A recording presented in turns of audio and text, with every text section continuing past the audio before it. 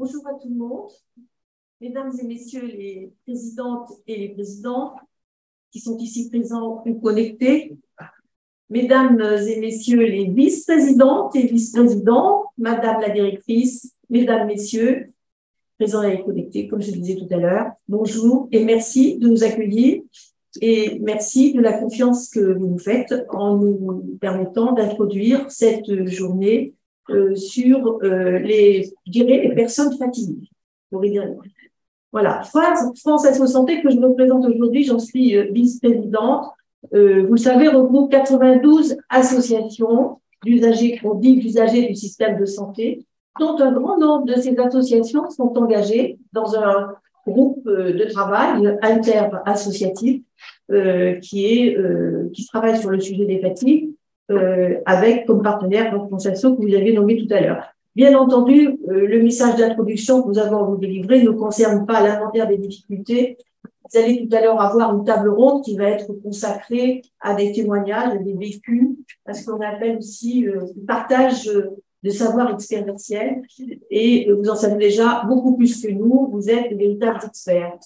Mais quand on lit l'enquête que vous avez déjà faite, on peut voir que quelles que soient les pathologies qui sont concernées, cette journée est consacrée aux personnes affectées par un symptôme, la fatigue, dont le sujet est de toute évidence maltraité. Maltraité en deux mots, mal-traité, car il n'est pas pris en considération au bon niveau politique, des politiques de santé publique, par exemple, les questions de financement de la recherche qui sont souvent évoquées, pour certaines pathologies, des problèmes d'ALD, certains syndromes, et je dirais aujourd'hui en particulier, comment interpréter l'absence du patronage du ministère de la Santé? C'est une question qui est posée, justement, dans la reconnaissance de ce symptôme et de sa prise en charge. Mais maltraité aussi en un seul mot au sens de maltraitance, en termes de banalisation de ces manifestations, en termes de déni dont elle peut faire l'objet, cette fatigue, du déficit d'humanisme quand on regarde l'errance médicale de certaines personnes, et trop souvent, la réduction du symptôme à un problème psy. Tout ceci rappelle un combat que j'ai bien connu dans les années 95 à 2000, qui a été celui de la reconnaissance de la douleur, qui s'est aussi porté à beaucoup de déni. Et l'association dont je suis issue, puisqu'à France Asso, il n'y a que des personnes morales qui adhèrent. Nous sommes tous issus d'une association. L'association Le Lien, qui est issue des victimes de l'accident du sport, qui étaient des gens qui avaient des douleurs rebelles au niveau du dos en particulier, mais pas seulement. Beaucoup de ces personnes étaient adressées à des psychiatres. Et je retrouve un petit peu de ça dans ce que je lis, des vécus des personnes qui doivent faire face à un problème à ce symptôme de fatigue. Mais pour la douleur, on rappelle, parce que quel chemin a été fait? On peut regarder ce qui a été fait à ce moment-là. Il a fallu pas moins de 2 lois, 2002 et 2004, pour obtenir des moyens, les moyens de lutter contre ce qui était un véritable fléau. Des gens se suicidaient par douleur.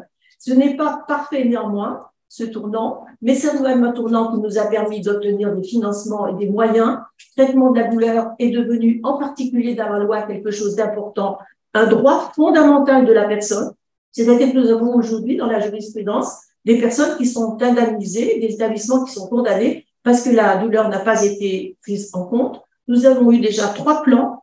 L'introduction dans tous les enseignements médicaux et paramédicaux, et c'est ce qu'il faudrait aussi pour la fatigue, évidemment, les formations spécialistes, des mises en place de consultations dédiées pratiquement dans tous les établissements de santé aujourd'hui, bien entendu, les référents douleurs et des protocoles. Et surtout, une chose que vous évoquez souvent, c'est une évaluation.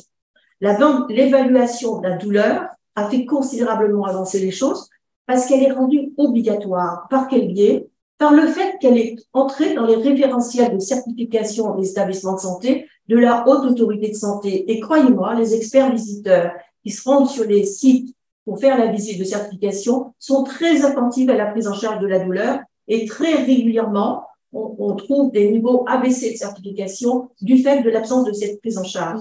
Donc, on aimerait que ça avance aussi comme ça. Donc, quelques pistes qui pourraient ouvrir la voie de la reconnaissance. D'abord, une piste politique que vous connaissez. Il y a eu des interpellations du ministre au Parlement. Il y en a eu deux les plus récentes. Une pour le syndrome de fatigue chronique, et une autre à l'Assemblée nationale en 2021, et l'autre au Sénat l'année dernière sur la fibromyalgie, il y a juste un an. Mais l'une et l'autre des assemblées ont botté en touche au motif de l'incertitude des savoirs académiques. Nous n'avons pas assez de données sur la fatigue. Alors aujourd'hui, tout à l'heure, vous avez annoncé les deux temps. Vous allez avoir en premier temps une première table ronde où vous allez partager les savoirs expérientiels, les vécus des personnes qui vivent cette fatigue.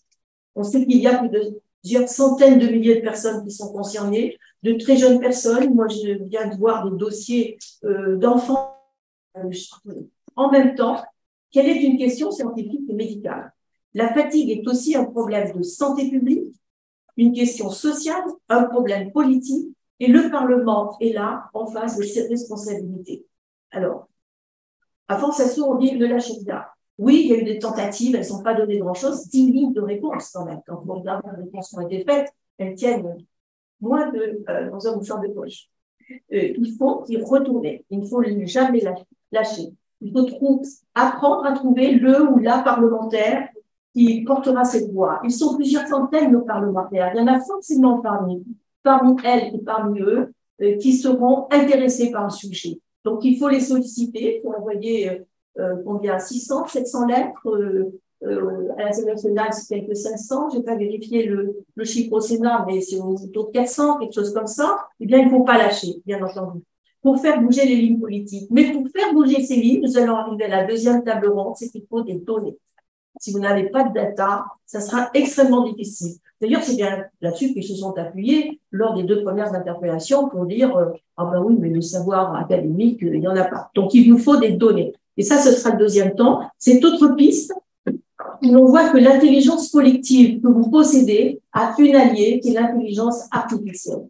Et c'est avec les deux que sans doute on pourrait faire avancer l'alliance de ces deux, faire avancer les connaissances, pour autant que l'effort des parties prenantes prenne bien le chemin du partage et de l'intelligence collective. Ces parties prenantes, l'assurance maladie, les agences sanitaires, le ministère de la Santé, il y a beaucoup de monde là-dedans, bien entendu. Alors, j'ai vu qu'en matière de données, déjà, vous avez une enquête qui est en cours. Je pense que en parler pour entendre, elle est en cours, cette enquête. Non, personne ne... Bon, j'ai vu qu'il y a une enquête sur... elle est en cours d'analyse, hein, c'est ça. Voilà, d'accord. Et il y a aussi un recueil de données qui a été mis en place avec le groupe interassociatif au sein de France Info Santé. Il existe quelques cohortes, mais elles sont en général extrêmement ciblées sur une pathologie. Vous avez la cohorte lupus qui s'appelle, repassez-moi le nom, LBPP, c'est ça? Et vous avez aussi, LBBR, lupus Doban du rein supérieur. Rein RHIN. Et puis, vous avez la cohorte Canto du Nicancer qui calcule un score de risque de fatigue pour une prévention personnalisée. Vous avez la cohorte de Maastricht aussi, qui, elle, fait une différence entre fatigue et détresse mentale. C'est lié à la situation de travail. Vous avez la cohorte Désir, qui est observationnelle sur les rachialgies inflammatoires. Mais il ne semble pas exister en France, je dis il ne me semble pas, j'ai cherché, je n'ai pas trouvé. En plus, j'étais dans le comité registre il y a 2 ans avec le Conseil de la santé publique. Je n'en ai pas vu passer. C'est vrai que j'aurais pu le creuser à ce moment-là, mais c'était pas dans mon livre. Il ne semble pas qu'il y ait de registre alimenté par les praticiens qui suivent des personnes atteintes de pathologies dont la fatigue est un symptôme important. Un registre, ça demande des ressources. Et on en revient bien entendu à l'interpellation des politiques pour trouver des financements, pour trouver les ressources. À défaut, et je me dis, alors c'est peut-être un peu provocateur de ma part, mais tout de même, c'est une question. J'ai vu comment on avait avancé dans certaines causes. Je me dis que, à défaut d'un registre qui serait tenu par des professionnels, peut-on imaginer qu'avec l'aide de l'intelligence artificielle, nous, les usagers de la santé, vous, les personnes qui sont au fait même des données, parce que vous vivez la fatigue, Vous parlez de forces transversales et collaboratrices. Justement, dans le cadre de ces forces transversales et collaboratrices, ne pourrait-on imaginer une action transversale et collaborative qui puisse conduire ce type de démarche? C'est une question qui est ouverte. Il faut examiner. Ne pourrait-on prendre... Ça change tout, l'intelligence artificielle. On n'aurait sans doute pas pu le faire avant. Voilà. Parce que c'est ensemble, avec des forces regroupées, qu'on peut avancer. Regardez le plan cancer, regardez ce qu'ils ont gagné. C'est avec leurs états généraux de 1998. Dans les infections nosocomiales, que je connais bien, puisque c'est mon association de rattachement, c'est aussi avec les états généraux que nous avons obtenu des indicateurs, des financements, l'ouverture de centres de référence pour les personnes gravement atteintes. C'est fini les amputations évitables. Aujourd'hui, on sait les éviter. C'est extrêmement important. Donc, oui, c'est l'union qui fait la force. Je ne vous citerai pas, évidemment, au plan international, le décryptage du génome qui n'a été possible dans un temps accéléré comme il a été que parce que tous les chercheurs du monde ont accepté de travailler ensemble, bien entendu, et avec les forces que vous savez réunir et auxquelles, bien sûr, Consenso peut participer, bien entendu, il est possible d'interpeller les parties prenantes dont je vous parlais tout à l'heure, et c'est avec cet élan capable de faire de la fatigue un vrai sujet politique, scientifique, mais aussi social, bien entendu, que l'on peut avancer. Alors, comme je suis juste vice-président de Consenso, et que c'est le mot d'un grand président, mais je le dirai quand même, yes we can. Déjà merci de nous laisser, la partie la plus, à la fois la plus compliquée, parce qu'il y a eu énormément de choses riches qui ont été dites pendant cet après-midi, et à la fois la plus enrichissante pour nous aussi, parce qu'il a fallu un petit peu synthétiser tout ça. Donc, comme l'a dit ce matin, tout à l'heure, c'était pas ce matin, c'était tout à l'heure, Claude Rambaud, la fatigue est maltraitée, mais maltraitée effectivement en deux mots et dans les deux sens, maltraitée et maltraitée, avec le manque de financement de la recherche, et en particulier, et maltraitée en un seul mot, parce qu'elle est souvent considérée comme banale par la société. Tout le monde est fatigué, mais tout le monde n'est pas épuisé comme nous. En fait, au même titre que la douleur, avec ses conséquences au plan personnel et social, la fatigue mérite d'être considérée comme un problème de santé publique, avec des outils d'auto-évaluation, des consultations dédiées, des référents hospitaliers, etc. Et il faut trouver des solutions. Parmi elles, la piste scientifique, la piste sociale et surtout, bien sûr, la piste politique. Et le plaidoyer que devront mener les patients grâce et avec leurs associations. Alors, cette journée des fatigues nous aura fourni des clés pour argumenter ce futur plaidoyer. Et leur fatigue, on a pu le voir, hein, ce sont les malades qui en parlent le mieux. Avec d'abord la grande enquête qui a été réalisée en 2021 pour la première biennale des fatigues, qui a questionné les personnes qui en souffrent et qui a permis de commencer à qualifier la fatigue. L'exploitation des résultats de cette enquête par François Forisson et Bérangère Salibasser a permis d'aller plus loin encore en fournissant une approche plus individuelle de la personne. Elle montre que chaque personne n'a pas la même manière de communiquer sur sa fatigue, dans le milieu professionnel, amical ou familial, que chaque personne ne se sent pas entendue de la même manière, que chaque personne ne rencontre pas les mêmes difficultés que les autres. Et pourtant, des gens se ressemblent, et cette typologie des groupes de ressemblance fournit de la matière pour comprendre les fatigues, pour rédiger un plaidoyer, pour se projeter vers de nouvelles perspectives. La fatigue, ce sont les malades qui en parlent le mieux aussi, dans leurs 200 lettres à leur fatigue, dont celle très émouvante dont Martine nous a fait la lecture. Il faut restituer sa chair au phénomène de fatigue. Valérie Kokoschka, philosophe, nous a présenté comment, par l'approche phénoménologique de la fatigue, on se saisit par le récit des personnes de cette insaisissable qu'est la fatigue. Son travail décline l'expérience vécue au sein de trames objectives, personnelles, sociales, relationnelles, etc. Trames dont on a pu voir qu'elles s'entrelacent pour rendre leur chair au récit des patients concernant leur fatigabilité, leur fatigue, voire leur épuisement. Et la fatigue, ce sont les malades qui en parlent le mieux, comme ils l'ont fait au cours des ateliers de novembre dont Magali Conesa a fait le retour. Ces ateliers enrichissent encore les données fournies par l'enquête et les 200 lettres à la fatigue et mettent en valeur la richesse des échanges interpathologiques. La recherche peut-elle aider à trouver des solutions? Trouver les origines de la fatigue, c'est important, mais y arrivera-t-on? Même si c'est l'objet de la recherche, il faut aussi se focaliser sur les conséquences pour essayer de diminuer le cercle vicieux de la fatigue en faisant ce focus sur les impacts et obtenir ainsi davantage de financement pour la recherche par ce biais-là. Il est important d'objectiver la fatigue par des marqueurs, on l'a dit.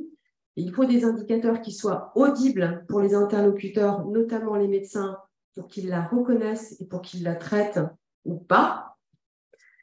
Mais il est aussi très important d'avoir des marqueurs objectifs des conséquences de la fatigue. Dans ce cadre, il est crucial d'écouter ce que disent les malades et qu'ils soient entendus. La variabilité, l'hétérogénéité ne doivent pas être des obstacles pour la clinique et la recherche, mais au contraire, s'en servir pour mieux connaître et repérer la fatigue à travers des études longitudinales, par exemple, en se penchant aussi sur les déterminants de la fatigue, comme le sommeil et l'activité physique, mais aussi sur les dimensions sociales. Utiliser des moyens d'intelligence artificielle, éventuellement avec des équipes à la pointe dans ce domaine, pourrait être utile. C'est peut-être aussi grâce à des collaborations de différentes équipes de recherche internationales que l'on avancera, mais également avec les patients eux-mêmes. Comme on l'a entendu, et je crois que c'est vraiment important, il faut faire une révolution copernicienne dans la recherche sur la fatigue. Alors, pour conclure, cette journée a mis en évidence la richesse de la recherche collaborative avec les patients, quelle que soit leur pathologie, et elle ouvre des perspectives avec l'exploitation des données déjà collectées, dont on a pu voir que en travaillant de plus en plus, on pouvait en sortir de plus en plus d'informations, et avec d'autres études à venir, comme celle voilà, dont Anne vient de parler éventuellement, en associant probablement l'intelligence artificielle, dont on voit qu'elle est en train d'exploser, à cette intelligence humaine collective qui est si importante, de manière à ce que la fatigue, les fatigues vécues par les malades soient enfin reconnues et traitées pour ce qu'elles sont, une entrave à vivre sa vie.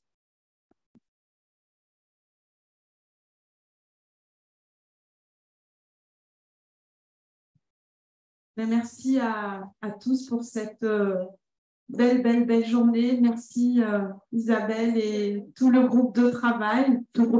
Merci Eric à la technique qui a été parfait comme d'habitude. Merci Cyrielle. Merci Manuela. Merci les intervenants et à vous qui êtes venus participer ici dans cette salle et en visio. Voilà. Et rendez-vous dans 2 ans, j'imagine. Et en attendant, on continue les ateliers, et évidemment.